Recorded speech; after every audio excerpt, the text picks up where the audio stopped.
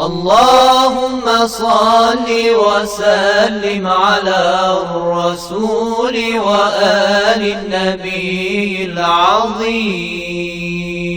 أعوذ بالله من الشيطان الرجيم. بسم الله الرحمن الرحيم.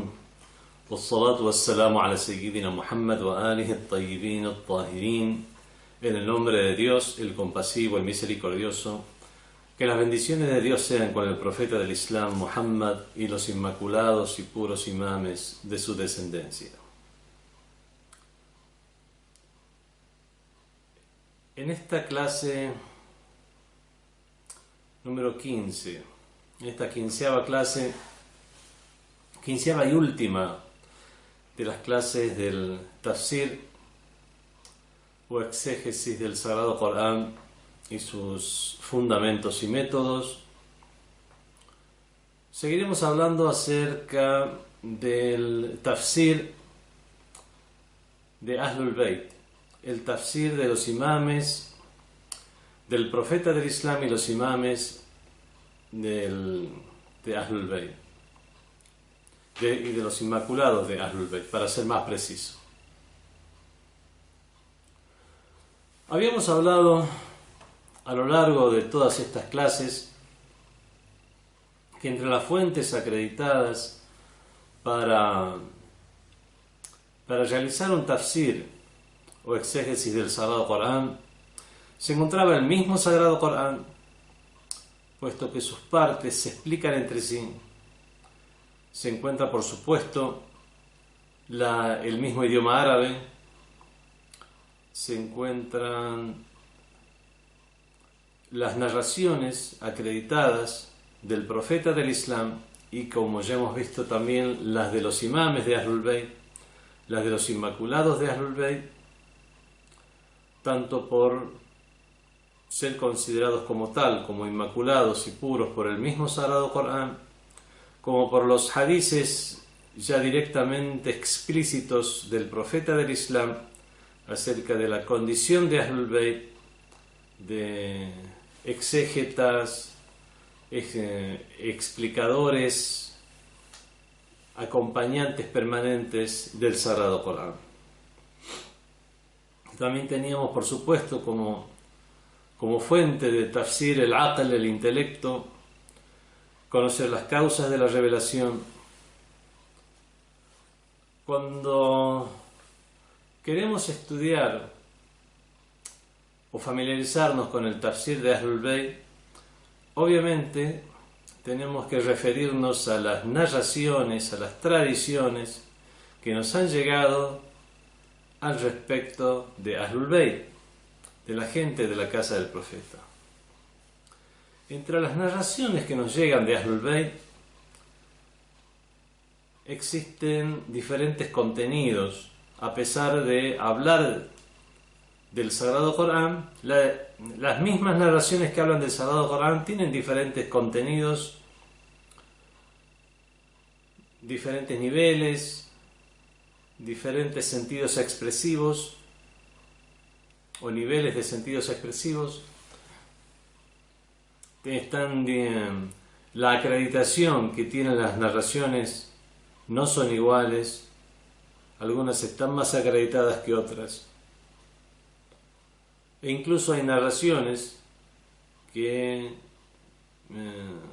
se las vincula a Ahlul Bayt, con todos ellos sea la paz, pero que en realidad no surgieron de ninguno de los 14 inmaculados. Es por eso que los sabios, en general, en sus estudios, han clasificado estas narraciones de diferentes maneras.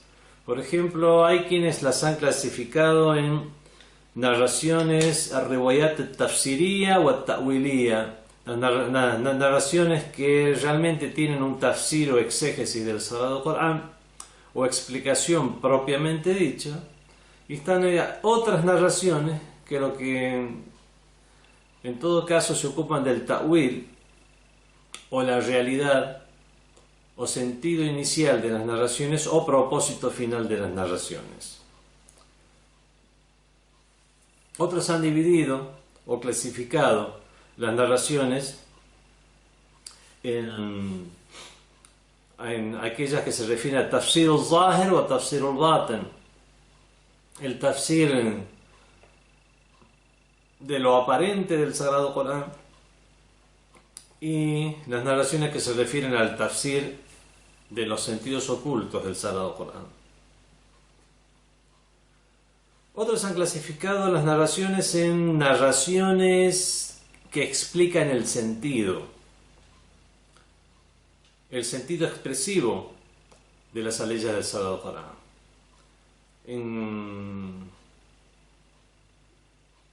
Siendo la contrapartida las narraciones que exponen el caso o sujeto o tema de aplicación de esas narraciones. El famoso sabio, célebre sabio, gran sabio, destacado gnóstico, filósofo, sabio musulmán y exégeta del Sagrado Corán, Allama Muhammad Hussein Tabatabai, Ridwanullah Ta'ala alayh, que Dios esté complacido de él, divide las narraciones en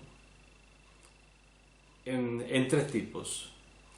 En narraciones que son explicativas, las que son realmente mufassira, en narraciones que expresan o dirigen la atención al sujeto, caso, tema de aplicación. Y en tercer lugar, considera las narraciones que se refieren al batn o sentido oculto del Sagrado Corán. Este es Tafsir al-Mizan, al-Mizan fi Tafsir al-Corán, de Allama Muhammad Hussein Tabatabai. Es uno de los tafsires contemporáneos más célebres. Al final de sus explicaciones o del tafsir que él mismo hace de las narraciones del Sagrado Corán, él realiza estudios. Después de hacer un tafsir de cada párrafo o de cada fragmento del Sagrado Corán, al final dispone lo que se llama un bahsun riwa'i, un estudio considerando las narraciones, estudio de las narraciones del Sagrado Corán que se refieren a ese fragmento sobre el que él hace el tafsir o exégesis. También tiene a veces bahsun falsafi, estudios relacionados a cuestiones filosóficas pertinentes a lo que se acaba de leer o a lo que se acaba de explicar. En este bahsun riwa'i o estudio de las narraciones, el Allama Muhammad Hussein Tabatabai no expone todas las narraciones que se han mencionado sobre una ley en particular, a pesar de que se atribuyan a Ahlul Bayt, sino que él es muy crítico de las narraciones y realmente únicamente pone aquellas que primero él considera acreditadas, segundo considera que son realmente pertinentes al tema y que realmente tienen la categoría de mufassira o explicativas. Existen otros libros como el Tafsir Nur al-Thaqalayn. Tafsir Nur al-Thaqalayn tiene la característica que realmente no es un tafsir de un sabio, no es una exégesis de las palabras del Sagrado Corán, de las aleyas del Sagrado Corán que realiza un sabio en base a su propia comprensión y conocimiento, sino que en realidad es un libro de narraciones.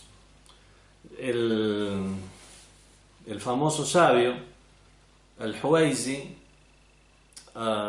lo que hizo fue recopilar las narraciones de Ahlul Bayt referidas a las aleyas del Sagrado Corán, disponiéndolas en el mismo orden en que se encuentran las aleyas del Sagrado Corán, que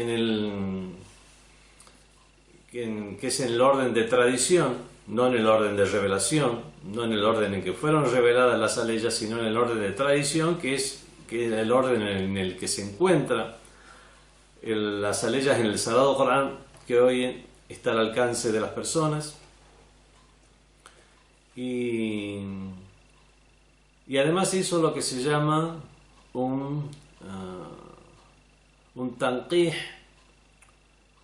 una depuración, un tahdib, una depuración de las narraciones, de manera tal que después de un análisis muy crítico solamente escogió alguna de las narraciones que se encuentran en diferentes libros.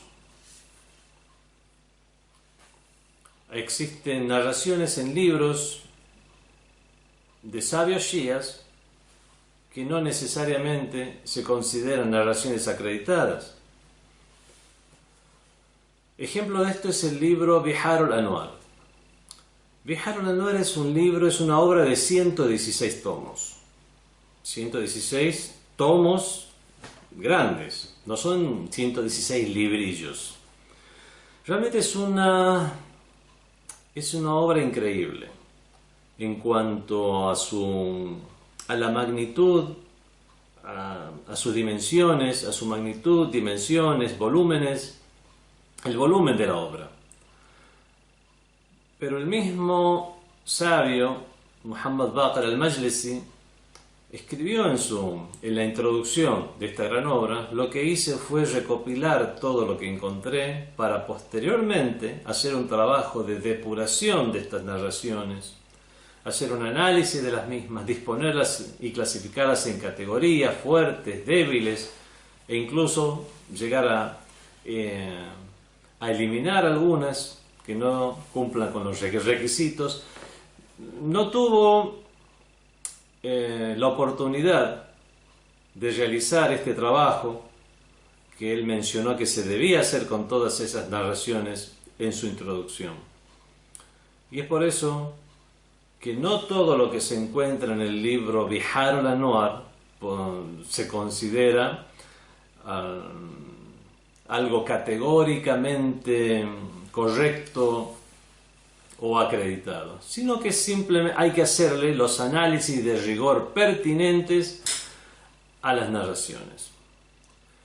Dicho sea de paso, no existe en la escuela de Ahlul Bayt, no existe dentro del shiismo imamita duodecimano ningún libro que podamos considerar como acreditado totalmente, a excepción del Sagrado Corán. El Sagrado Corán es el único libro que consideramos inmaculado, y todos los demás libros se les debe hacer, que es lo que hacen los sabios, el análisis de las narraciones, de las cadenas de transmisión de las narraciones, del sentido expresivo de las mismas, estudiar a las personas que integran las cadenas de transmisión en la ciencia que se llama ciencia de Rijal o Jarh al-Ta'dil, que precisamente de eso se ocupa esta disciplina.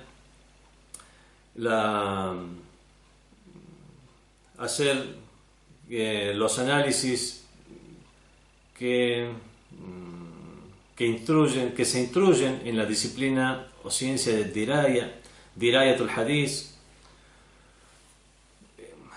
La cuestión es que grandes sabios como Muhammad Hussein Tabatabai o el sabio al-Huwaizi, en su libro de narraciones sobre el Sagrado Corán, o Tafsir Nur al-Thaqalain, para ser condescendiente en la denominación Tafsir de su libro,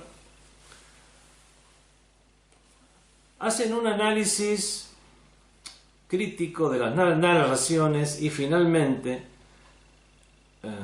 catalogan a ciertas narraciones de mufassira o explicativas de lo que realmente es la exégesis propiamente dicha de las aleyas del Sagrado Corán.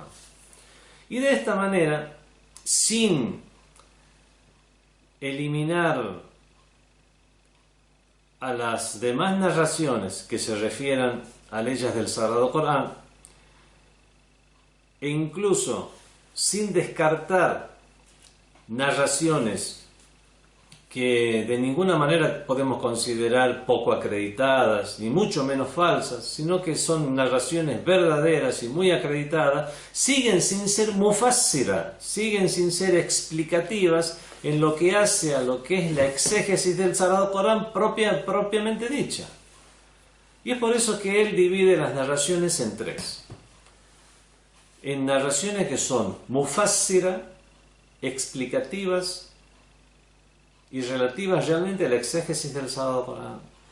En riwayat al-tatbiq, el jari wa al-tatbiq, que son las narraciones que se refieren o expresan un sujeto, tema o caso de aplicación de las narraciones, de las aleyas del Sagrado Corán, perdón. Y hay un tercer tipo de narraciones, que son las riwayatul batan, las narraciones que se refieren que tiene una explicación de un aspecto oculto del Sagrado Corán. Ahora procedemos a explicar cada una de estas clasificaciones. En cuanto a las riwayat tafsiriyya o mufassira, las narraciones que realmente contienen, hacen a la exégesis del Sagrado Corán, a la explicación del Sagrado Corán, a todo aquello que rodea a la ley del Sagrado Corán para entender de la mejor manera el sentido que Allah subhanahu wa ta'ala, que Dios quiere dar a entender a los seres humanos.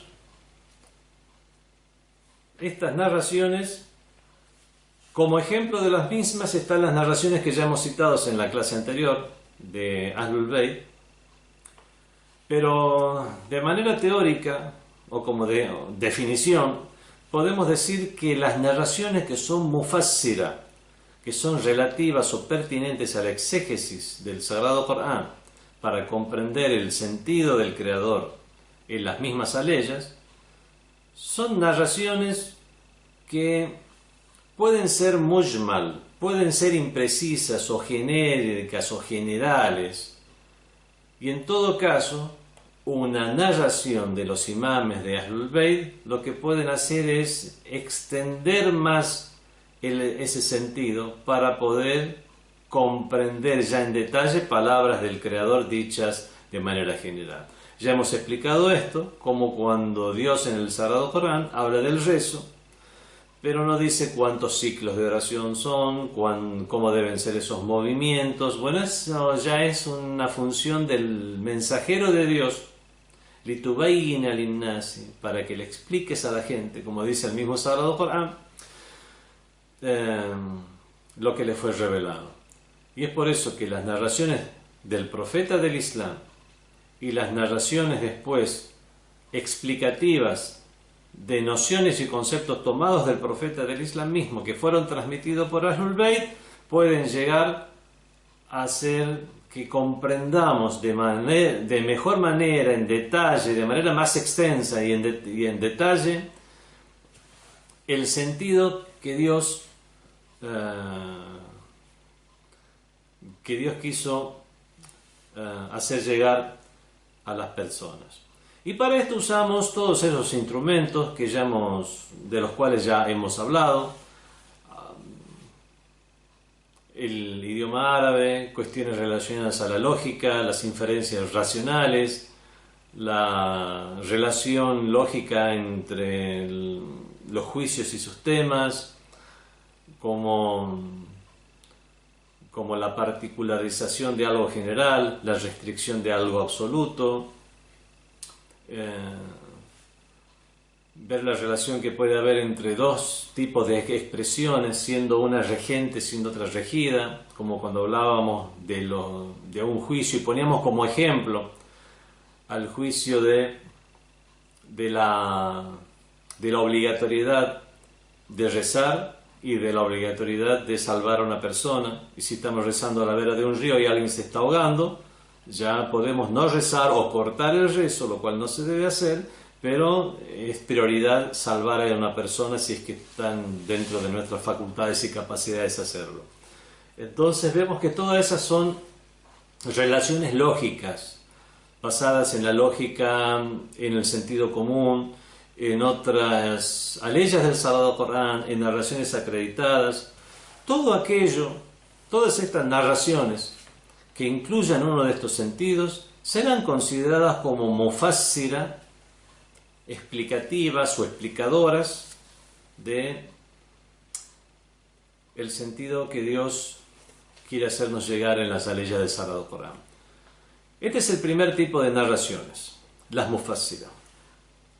Después el Alama Muhammad Hussein Tabatabai divide en su clasificación, divide las narraciones también en riwayat al-jari wa al-tatbiq, narraciones que expresan la aplicación o la correspondencia que tiene una ley con un sujeto, tema o caso de aplicación.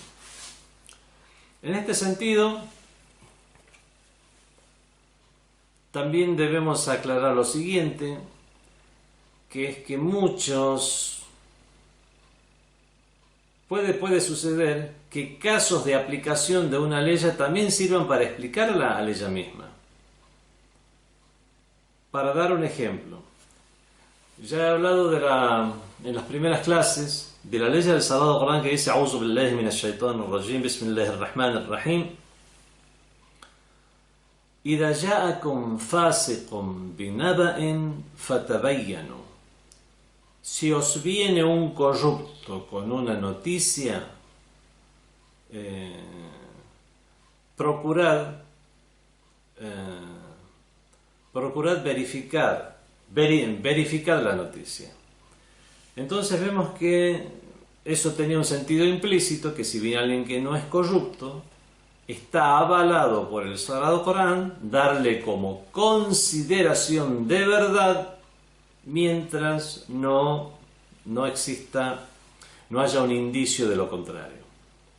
No significa que sea la verdad misma, sino considerarlo como de verdad. Esta ley, إذا جاءكم فاسق بنبأ فتبينوا, vemos en el tafsir de Ibn Kathir, sabio sunni, que dice Nuzilat fil Walid ibn Uqba, fue revelada en relación al Walid ibn Uqba, y Ibn Kathir transmite de la siguiente manera.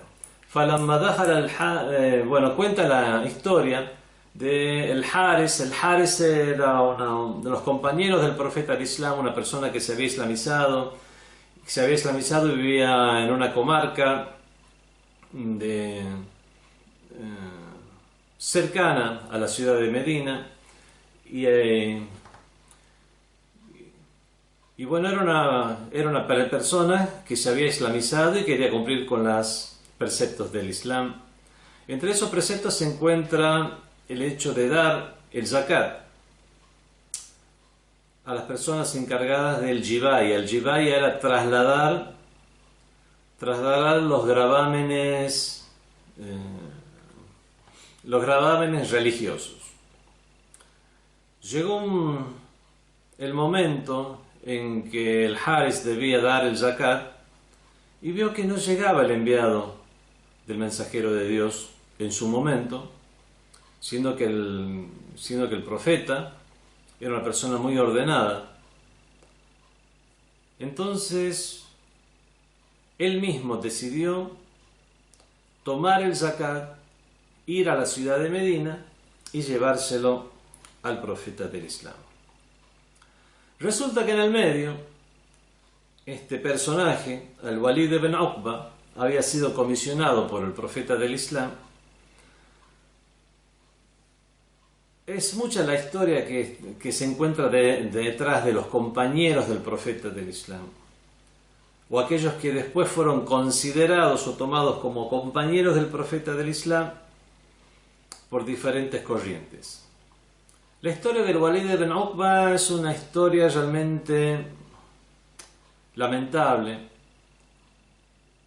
tanto él como su padre habían estado en contra del Islam, su padre fue muerto luchando contra el Islam, él finalmente se había islamizado, podemos decir en apariencia, y no quería perder el poder que tenía o la jerarquía que tenía entre su gente. Entonces se puso al servicio del profeta del Islam y el profeta quiso darle una oportunidad. Tampoco quería que estas personas que se habían islamizado, podemos decir a regañadientes, para no perder sus posiciones,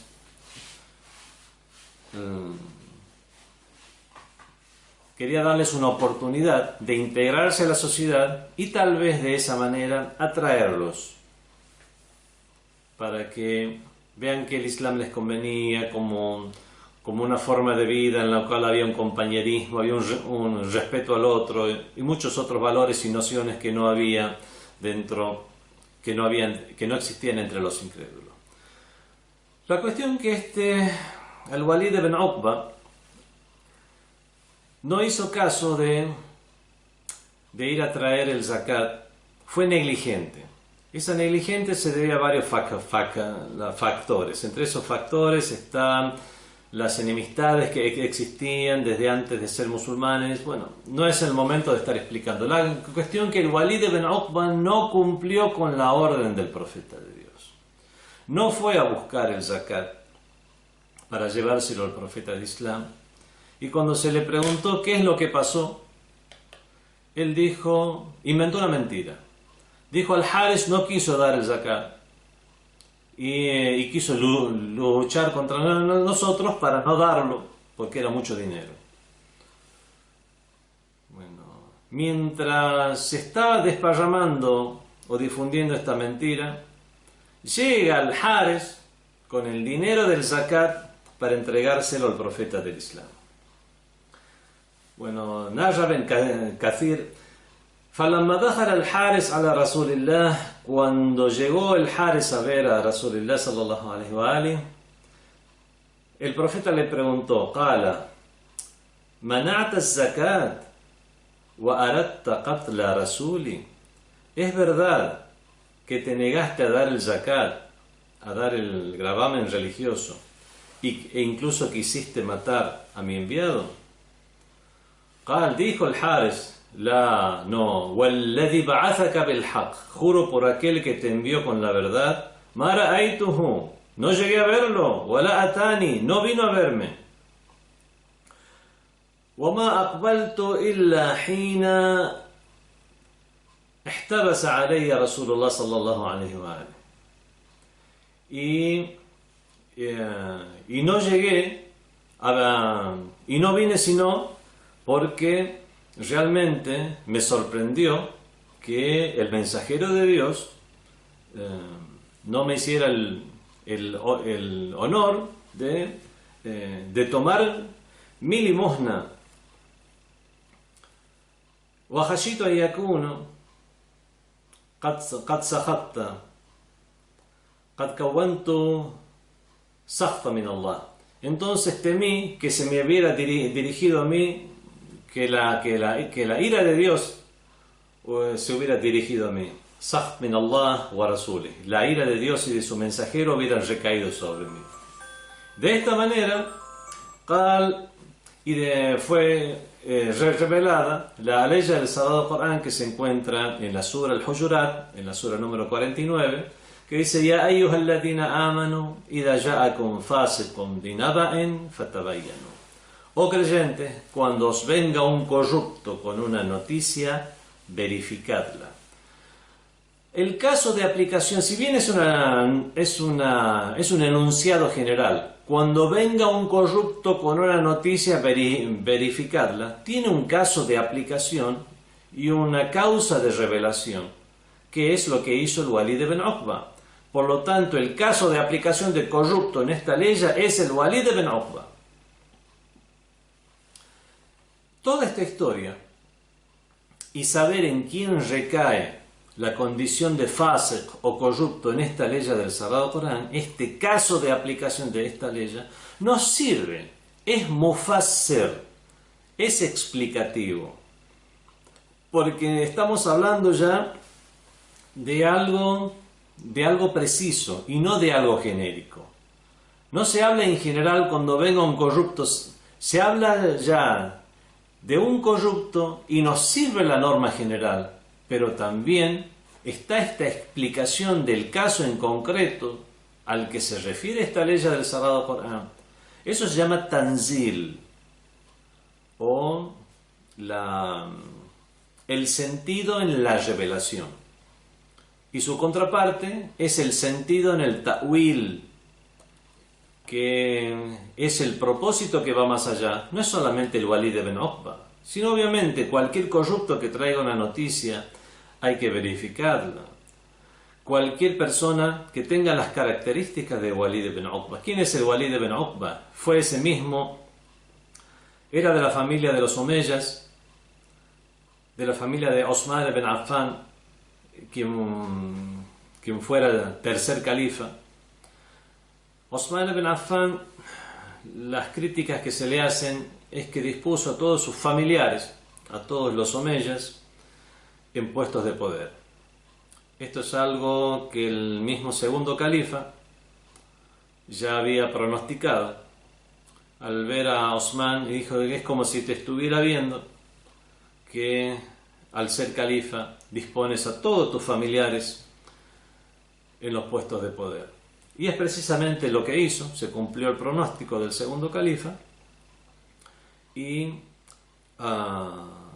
Osman ibn Affan puso como gobernador de Egipto, gobernador de Kufa, gobernador de Basora, todos estos gobernadores eran sus familiares, eran sus primos. A pesar de los antecedentes del Walid ibn Uqba, a pesar de que el mismo Corán lo llamó corrupto, a pesar de muchas cuestiones, dispuso como gobernador de Kufa al Walid ibn Uqba. Este Walid ibn Uqba, hubo muchas quejas por el comportamiento de él, era un borracho, se embriagaba en público, al punto tal, y el que rezaba las oraciones, por supuesto, era la persona dispuesta por el califa en la mezquita principal de la ciudad, por lo tanto, generalmente, o era función de la persona que era dispuesta como gobernante, la que debía realizar el rezo. Una vez estaba tan borracho a la hora del salat de la mañana, del rezo de la mañana, que en lugar de hacer 2 ciclos de oración, hizo 4 ciclos de oración, y es más, incluso en el suyud, incluso en la prosternación, se lo escuchaba decir Ishrab wasqini, que toma y sírveme, toma más embriagante y sírveme. Realmente se reía de la religión. Después, por las quejas de las personas que le tiraban de su capa para que ya no siguiera rezando, se levanta después y dijo: Halajidkum, ¿acaso quieren más? Como dicen, ¿quieren que siga rezando más? Vemos que este tipo de personajes, bien catalogados, muy bien catalogados como corruptos por el Sagrado Corán, pero lamentablemente no tomaron esa enseñanza directa dada del Sagrado Corán, y después fueron estos personajes los que ocuparon puestos de poder y que facilitaron el hecho de que los omeyas llegaran al poder con toda su corrupción. Vemos que fue revelada a su respecto la ley Ya ayyuhalladhina amanu idha ja'akum fasiqun binaba'in fatabayyanu. Por lo tanto, el caso de aplicación preciso de esta ley es el Walid ibn Uqba, lo cual no quita que el enunciado sea general y que el resto de los corruptos entre los omeyas, como de todos estos califas que se habla de que eran también corruptos en diferentes sentidos, no quiero estar hablando de estas cuestiones de corrupción y depravación, como Yazid ibn Muawiyah también otro borracho más,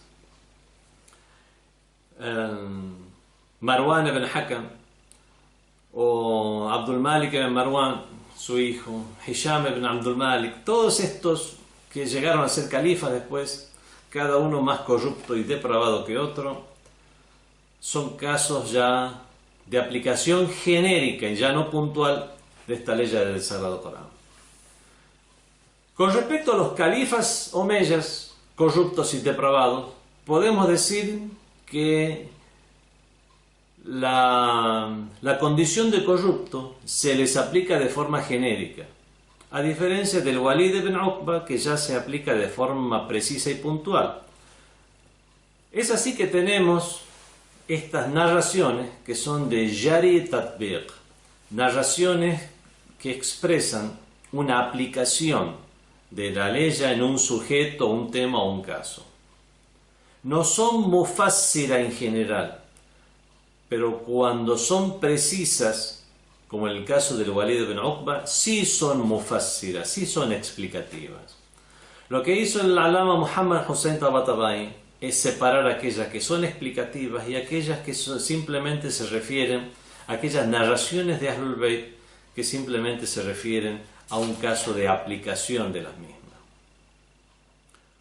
Ejemplo de estos casos de aplicación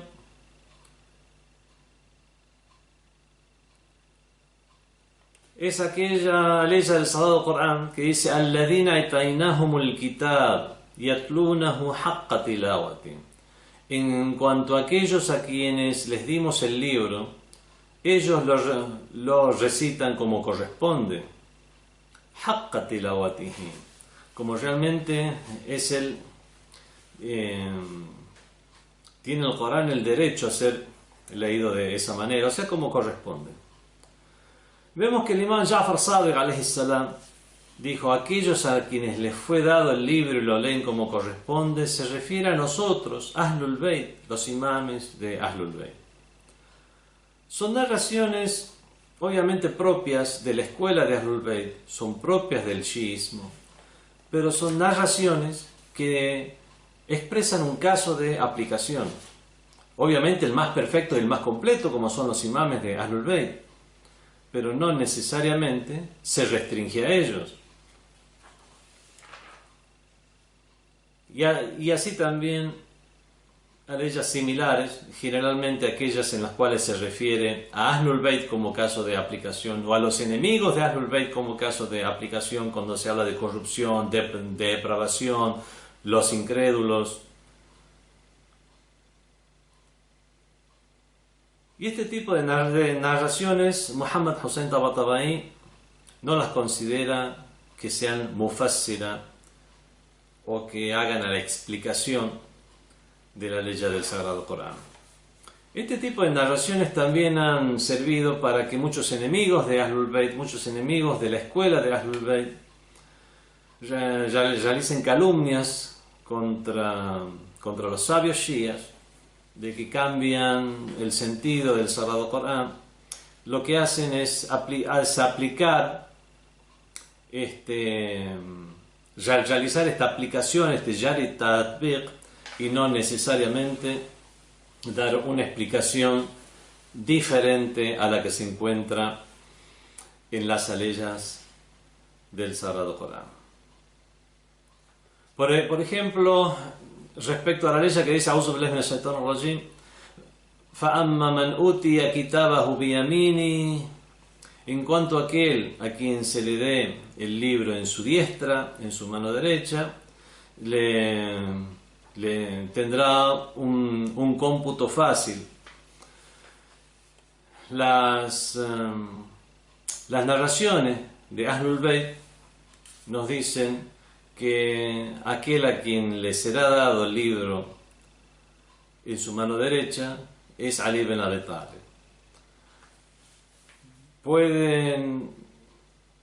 Hay personas que lamentablemente atacan a la Shia por decir que es una explicación forzosa de esta ley del Sagrado Corán, cuando en realidad lo que es una aplicación de uno de los casos de aplicación que es innegable, por lo menos para todos los musulmanes, puesto que todos los musulmanes respetan a Ali ibn Abi Talib, es decir, que es uno de los creyentes y como tal se le será dado el libro en su diestra. Para los shias será el más perfecto y exponente grado de creyente luego del profeta del Islam. Por lo tanto, ¿quién mejor que él para ser un exponente o caso de aplicación de esta ley?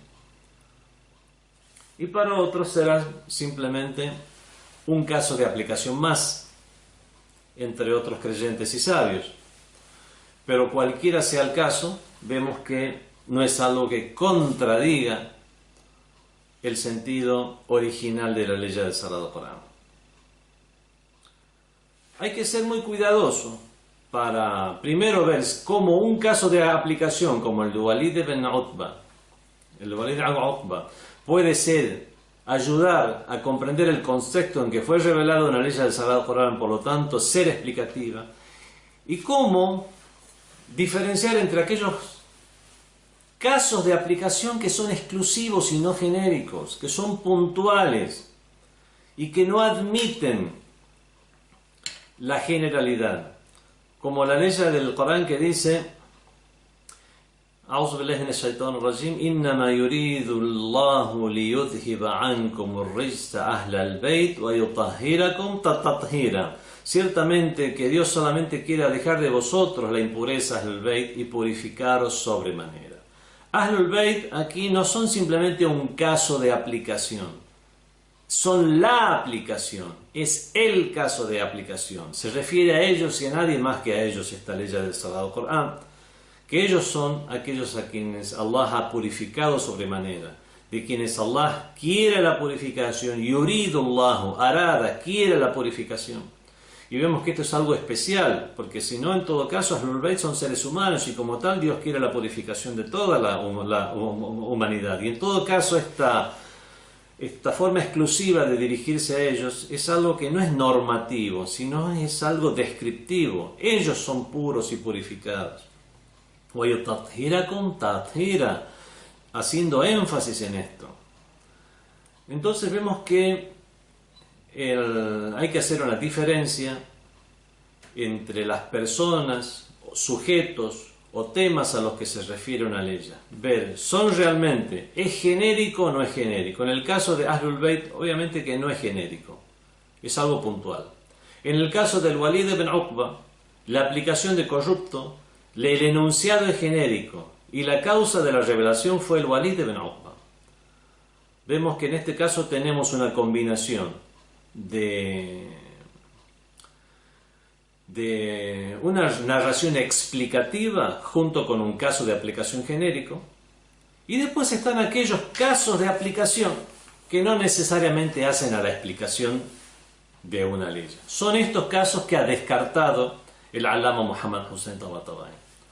Estos son el segundo tipo de narraciones, y después hay un tercer tipo de narraciones. Las primeras eran mufassira, explicativas. Las segundas son casos de aplicación, sujetos o temas o casos de aplicación de las aleyas. Y el tercero son las riwayatul batn, son las narraciones que hablan de los sentidos ocultos. Las aleyas, como ya hemos explicado en las primeras clases, pueden tener un sentido zahir, aparente, y además del sentido zahir, un sentido batin, un sentido oculto. Muchas veces el sentido batin no es exactamente igual que el zahir, como las aleyas que hablan de que la mano de Dios, yadullah fawqa aydihim, la mano de Dios se encuentra por sobre las manos de ellos. No se refiere al sentido aparente, se refiere a algo más, se refiere al poder de Dios, se refiere a la hegemonía, supremacía de Dios. Vemos que aquí el sentido aparente no se tiene en cuenta. Obviamente esto únicamente puede hacerse con indicios. Sin el indicio, lo primero que debemos considerar es el sentido aparente. Hay narraciones, por ejemplo, como aquella que dice que la ley del Sagrado Corán, en la Sura Rahman, en la Sura 54, cuando habla, dice, Marajul Bahraini yaltaqiyan, cuando los dos mares se encuentran, فيهما برزخ لا يبغيان, hay un barzaj, como una barrera, por lo tanto no se entrecruzan, y esto también se cuenta con un milagro del Sagrado Corán que habla acerca de los mares, como que existe como una barrera y como no se juntan las aguas y no se entrecruzan, razón por la cual Jacques Cousteau se hizo musulmán. Bueno, eso ya es otro tema.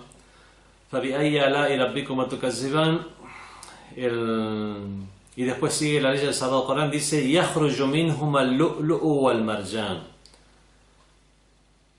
De estos dos mares, يَخْرُجُ مِنْهُمَا, salen de ellos dos al-lu'lu'u wal-marjan, las perlas y el coral. Las perlas y el coral. Hay narraciones que indican que las perlas y el coral son los imames Hassan y Hussein, y que los dos mares que se encuentran son Fátima y Ali. Vemos que una persona, por el solo hecho de saber idioma árabe, por el solo hecho de conocer el Sagrado Corán, por leer las aleyas para ver cómo se explican entre ellas, y si no conoce estas narraciones, nunca se le vendría a la mente decir que aquí las perlas y el coral se le refieren a los imames Hassan y Hussein, y eso es el significado esotérico de estas aleyas, como de ese gran encuentro de mares, o sea, de la unión de Fátima y Ali, con ambos sea la paz, únicamente a través de la profundidad de condición inmaculada de estas grandes personas es que han surgido algo tan exquisito, exclusivo y puro como los imames Hassan y Hussein, con ambos sea la paz. Estas son consideradas riwayat batn, narraciones que hablan de un sentido oculto. El sabio Muhammad Hussein Tabatabai lo que hace es descartar este tipo de narraciones porque no hacen a lo que es el tafsir propiamente dicho.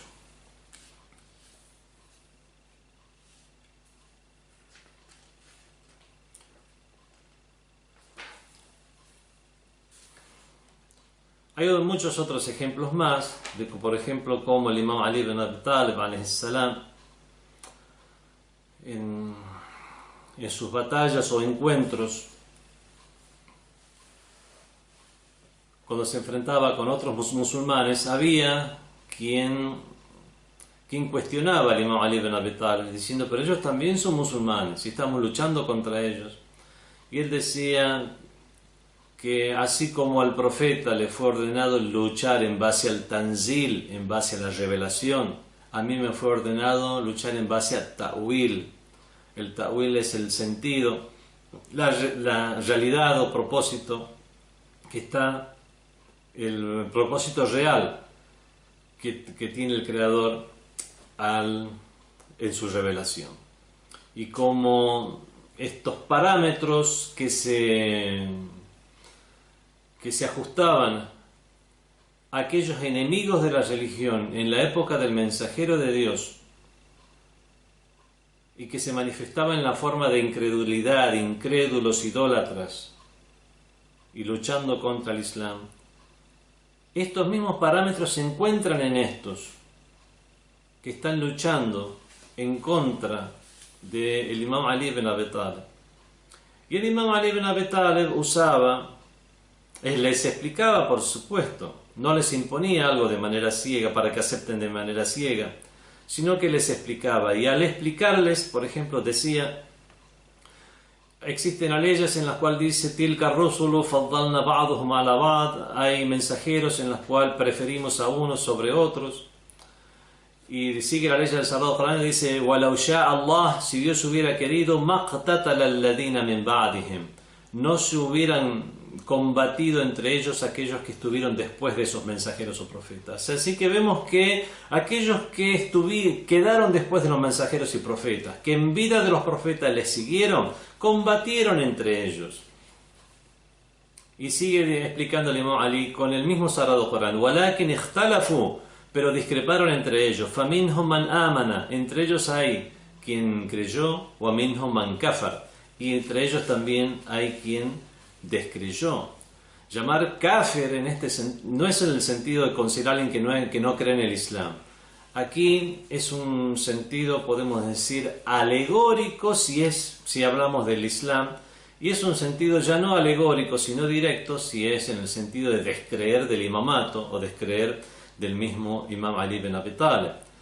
Aún así, vemos que esta alegoría no deja de ser tal, puesto que el mismo Ali ibn Abi Talib no los trató como a los incrédulos, sino que les dio el trato como musulmanes. En la batalla de Jamal, en la batalla del camello, cuando Aisha, Talha y Zubayr se sublevaron contra el Imam Ali, después que fuera esta revuelta, fuera depuesta y que cayera prisionera Aisha, cuando se hablaba de repartir los botines de guerra, el Imam Ali ibn Abi Talib dijo: aquí no va a haber botín de guerra en este caso, no hemos luchado con incrédulos, por lo tanto no vamos a quitarle nada al enemigo que ha perdido la batalla. Algunos se quejaron porque muchos van a la batalla a buscar el botín. Cuando se quejaron, dijo el Imam Ali: bueno, si quieren un botín, comencemos entonces por Aisha. ¿Quién la va a llevar como botín? Con esto les quiso hacer entender a los musulmanes que estos eran, a los demás musulmanes, a sus seguidores, que estos eran musulmanes, que no se podía aplicar estas normas de tomar un botín. Y es así como Aisha fue devuelta a su casa, como el mismo Sagrado Corán le ordenó: waqurna fi buyutikunna, y permanecer en vuestras casas.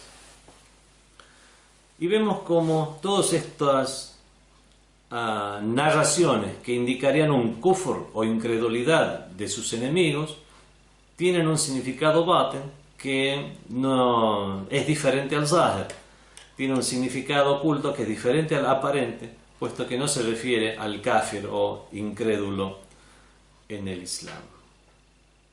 Todas estas narraciones no son mufassira o explicativos del sentido de las aleyas.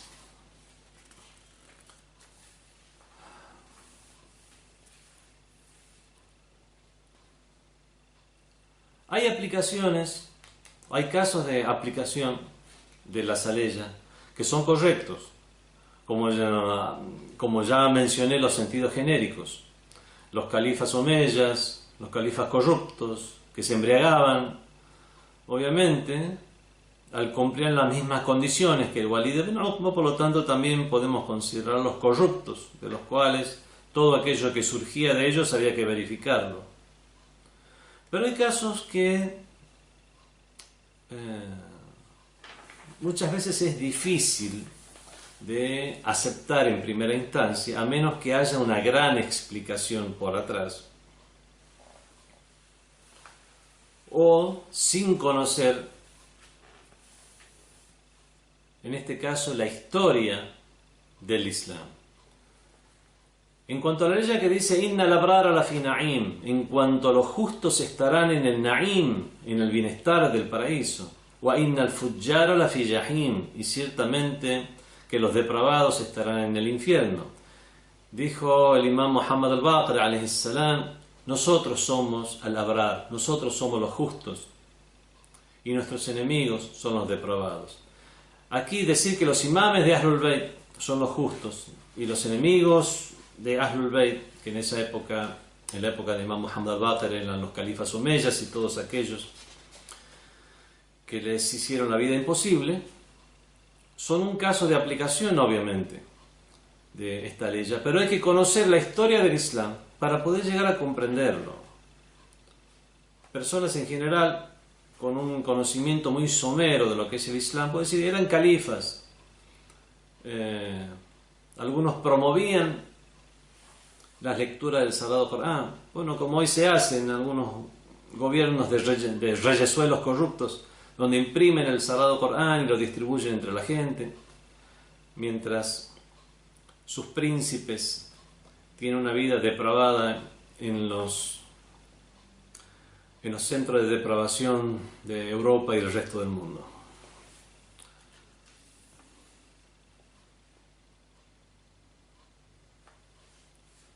Y así también otros casos de aplicación más, donde algunos son ejemplos genéricos muy claros y otros no. Otros necesitan una explicación que ya considerada oculta, en el sentido de discrepar con lo aparente.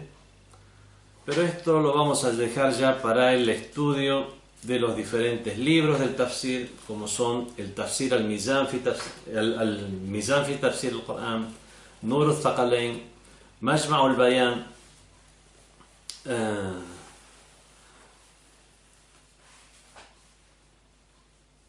y muchos otros libros de exégesis, como de sabios de otras escuelas. No solamente estoy promocionando las escuelas de Ahlul Bayt, Al-Kashaf, de Zamakhshari, Tafsir al-Alusi, el mismo. Hoy usé el Tafsir de Ben Kasir para hablar de la historia del Walid ibn Uqba. Respecto a esto, hay muchas narraciones del tafsir, ya no solo en el libro del tafsir, como en el Isti'ab, el libro Al-Isti'ab de Ibn Abdul Barr, sabio sunni también, que cuenta esta misma historia del Walid ibn Uqba, o Ibn al-Asir en su libro Usud al-Ghaba, los leones de la estepa, Usud al-Ghaba, donde habla también, o del bosque, que habla, al hablar de los compañeros del profeta del Islam, cuenta esta historia, y encontramos así muchos libros en los cuales, de sabios del Islam en general, de las diferentes corrientes, donde podemos tomar muchas de esas narraciones como explicativas de cuestiones del Sagrado Corán. Para terminar, hay narraciones que son atribuidas a los imames de Ahlul Bayt, que realmente no son correctas. Lamentablemente esto se ha dado a lo largo de la historia. Ha habido personas que por diferentes motivos han inventado narraciones y las han atribuido a los imames de Ahlul Bayt. Se encuentran estas narraciones, lamentablemente hasta hoy en día, en libros como Bihar al-Anwar. Ya dije, Bihar al-Anwar, 116 tomos.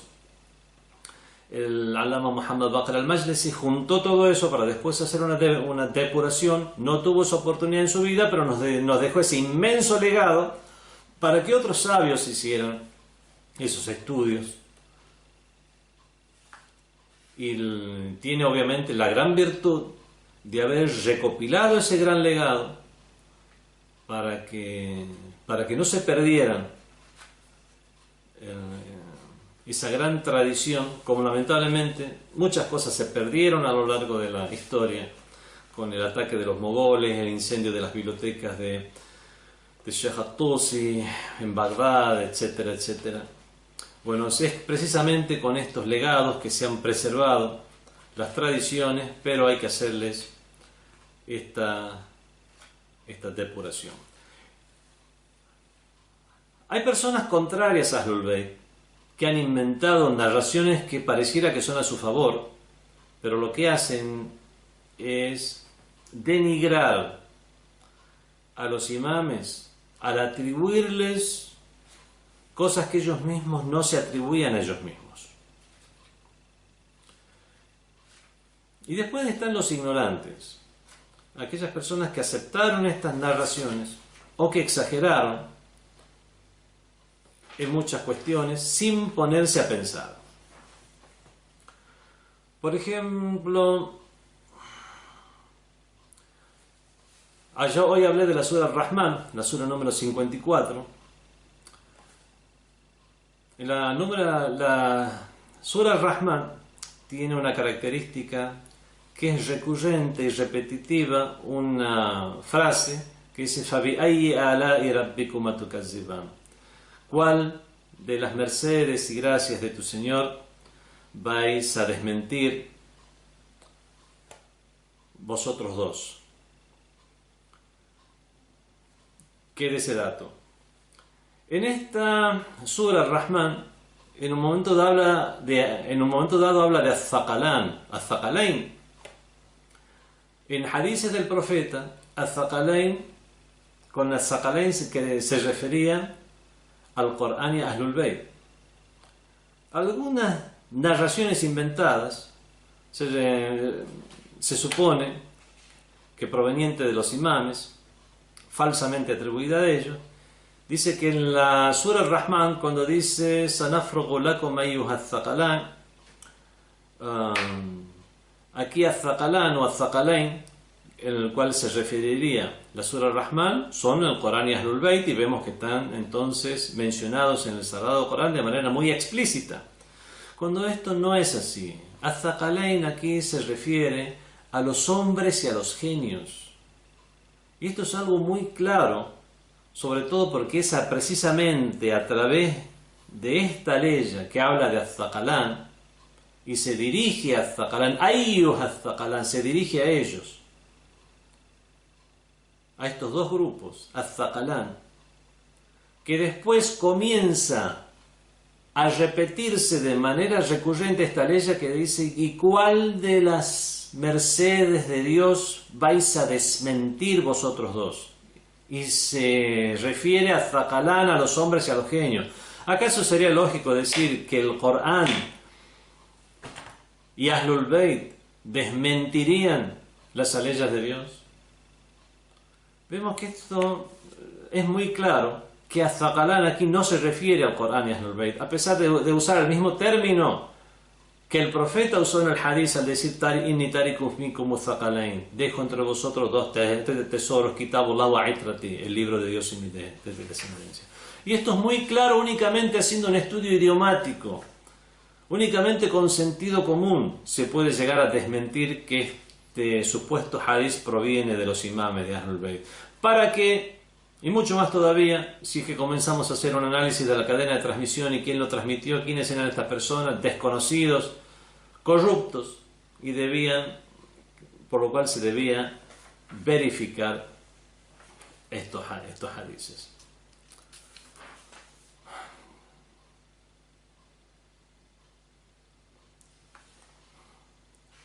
Lamentablemente no tenemos tiempo, hay muchos otros ejemplos con los cuales nos puede quedar en claro como estos análisis de las narraciones que indicarían una aplicación o caso de aplicación de las aleyas, a veces son vagos, imprecisos, a veces son inexactos, por lo tanto descartamos el hadith.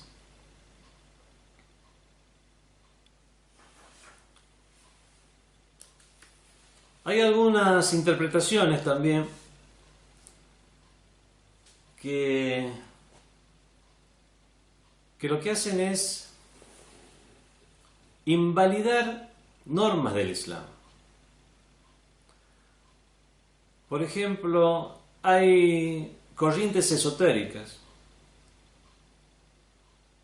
que su intención al transmitir estos supuestos hadices y referirlos a los imames de Ahlul Bayt, dijimos que algunos de los que inventaban estos hadices eran enemigos de Ahlul Bayt que después querían denigrarlos. Pero también estaban aquellos que adherían a alguna corriente esotérica y lo que querían hacer es simplemente tener ese aspecto de espiritualidad y no verse obligados a realizar los preceptos divinos. Y es así que algunas de estas corrientes esotéricas, en estos supuestos hadices, dicen por ejemplo que el salat, que el rezo, significa seguir al imam. Eso es realmente el salat. O que el hajj significa ziyarat al imam, y visitar al imam.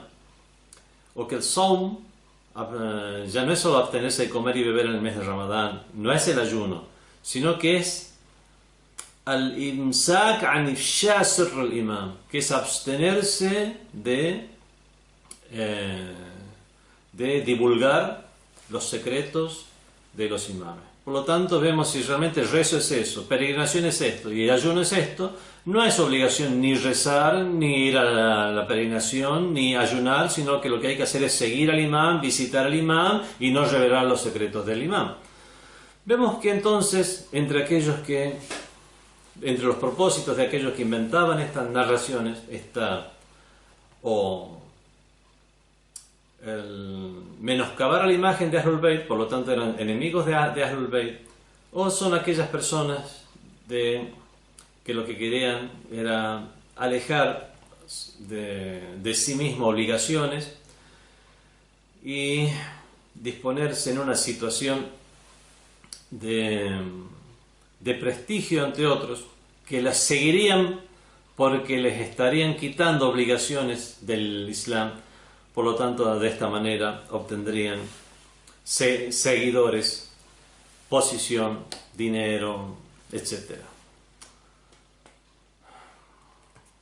Con esto terminamos con estas lecciones en las cuales hablamos del tafsir. No hicimos un tafsir de las aleyas, sino que hablamos del tafsir como materia o como disciplina. Esto no es el final del tafsir, sino todo lo contrario. Ni siquiera comenzamos. No soy un exégeta. Lo que hice fue simplemente transmitir unas nociones acerca de lo que es el tafsir del Corán, para que de esta manera tengamos más herramientas y datos para que cuando leamos estos libros en los cuales se ha realizado tafsir del Corán, podamos hacerlo con sentido crítico y podamos comprenderlos más cabalmente.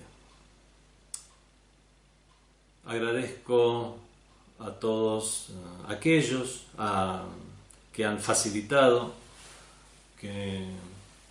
la tarea, que nos han facilitado las cosas para que sean posibles, para que haya sido posible grabar estas clases, y espero que sirvan para que tanto musulmanes como no musulmanes puedan tener una mayor comprensión del libro sagrado del Islam, que es el Sagrado Corán. Wassalamu alaikum wa rahmatullahi wa barakatuh. Fátima TV es un grupo multinacional dedicado a la producción de contenidos basados en enseñanzas religiosas, así como también en temas culturales, morales, sociales, históricos, estilo de vida, familia, educación de los hijos, psicología y filosofía. Estos contenidos se publican en formato de videos, audios, fotografías, revistas y libros electrónicos. Para unirte a WhatsApp y recibir los temas y las publicaciones en forma gratuita, agrega a tus contactos nuestro número 54938-1539-0737 y envíanos un mensaje con tu nombre por esa misma vía.